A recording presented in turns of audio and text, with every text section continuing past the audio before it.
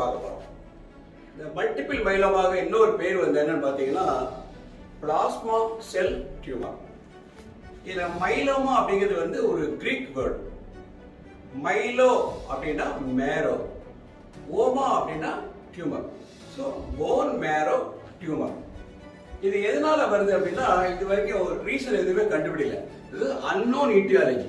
அப்புறம் பார்த்தீங்கன்னா presence of protein, அதாவது இம்யூனோகுளோபின்ஸ் எக்ஸஸா இருந்தது அப்படின்னா இந்த மாதிரி வர்றதுக்கு சான்ஸ் உண்டு. இது என்ன ஏஜ்ல வரலாம் அப்படின்னா அபவ் 60 அந்த ஏஜ்ல 60, 70 அந்த ஏஜ்ல தான் வரலாம். என்னென்ன சிஸ்டத்தை அஃபெக்ட் பண்ணோம் அப்படின்னா மெயினா இது வந்து போன்ஸ் தான் அஃபெக்ட் பண்ணும். போன்ஸ் பார்த்தா நம்ம வந்து ribs, spine, hip, long bones இது எல்லாத்தையுமே அஃபெக்ட் பண்ணும். ஸோ இந்த போன்ஸ் அஃபெக்ட் பண்ணதுனால பேஷண்ட்டுக்கு எக்ஸ்ட்ராடனரி பெயின் இருக்கும். So extraordinary pain. அப்புறம் கிட்னி எஃபெக்ட் ஆகும், பிரெயின் எஃபெக்ட் ஆகும், இம்யூன் சிஸ்டம் வந்து ரொம்பவே அஃபெக்ட் ஆகும். Body immune system will be affected. இது நாம வந்து வேற என்னென்ன சிம்டம் இருக்கும் அப்படின்னா பெத்தலாஜிக்கல் ஃப்ராக்சர் அப்படின்னு சொல்றது. அதாவது நாம கீழே விழாமலே போன் வந்து fracture, that is called pathological fracture. So pathological fracture இருக்கிறதுனால வந்து என்ன ஆகும்னா பாடியோடைய நார்மல் ஸ்டேட்டஸே வந்து கம்ப்ளீட்டாக மாறிடும். அப்புறம் ஸ்பைன், முது தண்டுவடத்தில் வந்து ஃப்ராக்சர் ஆச்சு அப்படின்னா நமக்கு வந்து ஒரு ஸ்டெடினஸ் போயிடும், கிடினஸ் போயிடும். அப்புறம் டிஃபெக்டிவ் விஷன் வரலாம். அப்புறம் வந்து பாடியோடைய ஹோல் சிஸ்டம் மாறுபடுறதுனால வந்து என்ன ஆகும்னா டிமென்ஷியா வரலாம். அப்புறம் வந்து whole metabolism getting change. So இதை நாம எப்படி நம்ம டயக்னோஸ் பண்ணலாம் அப்படின்னா போன் மேரோ பயாப்சி.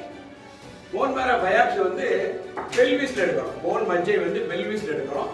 அதில் வந்து நம்ம வந்து டயக்னோஸ் பண்ணலாம். இன்னொன்று வந்து எப்படின்னு பார்த்தீங்கன்னா நம்ம வந்து எம்ஆர்ஐ ஸ்கேன், அப்புறம் வந்து பெட் ஸ்கேன், அப்புறம் சிடி ஸ்கேன் இதெல்லாம் வந்து நம்ம கண்டுபிடிக்கலாம்.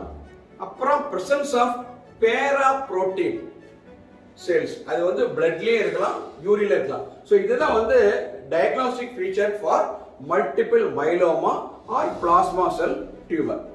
இதனுடைய ப்ரோக்னோசிஸ்னு பார்த்தா 10 இயர்ஸ்க்கு மேலே வாழ்ந்து பெரும்பாலும் ஹிஸ்டரி இல்லை. ஈவன் தோ லேட்டஸ்ட் ட்ரீட்மெண்ட் அவைலபிளாக இருந்தால் கூட ஒரு 60 to 70% வந்து ஒரு 5 years 7 years வாழ்வாங்க. ஒரு less than 30% வந்து more than 10 years வாழ்வாங்க. இது எப்போ நம்ம பேஷண்ட் ரெஃபர் பண்ணலாம் அப்படின்னா பேஷண்ட்டுக்கு வந்து எக்ஸ்ட்ரீம் வந்து அனீமியா, அதாவது பிளட் அஃபெக்ட் பண்ணி அனீமியா வந்துச்சு அப்படின்னா அட்மிட் பண்ணணும். கிட்னி அஃபெக்ட் பண்ணுறதுனால என்ன ஆகும்னா பேஷண்ட்டுக்கு ஆலிகூரியா, அதாவது யூரின் கம்மியாக போகும் அல்லது போகாமலே இருக்கும். அப்புறம் வந்து ஃப்ராக்சர் வந்து எக்ஸ்ட்ரீம் பெயின், இந்த மாதிரி ஸ்டேஜ்லாம் வந்து நாம் வந்து அட்மிட் பண்ணலாம். லேட்டஸ்ட் ட்ரீட்மெண்ட் நிறையவே டெவலப் ஆயிருக்குது. ஸோ ட்ரீட்மெண்ட்னு பார்த்தா நம்ம என்ன பண்ணுவோம் அப்படின்னா புரோட்டிஹெமட்டாஸ், இம்யூனோ மாடுலேட்டர்ஸ், அப்புறம் டெக்ஸாமெத்தசோன் இதெல்லாம் வந்து இந்த ட்ரிபிள் ட்ரக் தெரப்பி தான் வந்து இதுக்கு வந்து மெயினாக நம்ம ஒர்க் அவுட் பண்ணுறோம்.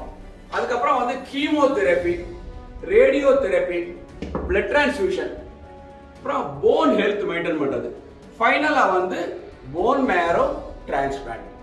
ஸோ இந்த மல்டிபிள் மைலோமா அல்லது பிளாஸ்மா செல் டியூமர் வந்து நம்மால வந்து கண்டிப்பா கியூர் பண்ண முடியாது.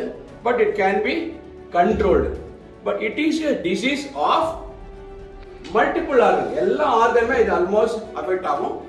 இன்டாலரபிள் பெயின் இருக்கனால வந்து பேஷண்ட் வந்து டாக்டர்ஸ் ஹெல்ப் தேவைப்படுவாங்க. So we must be aware of this multiple myeloma.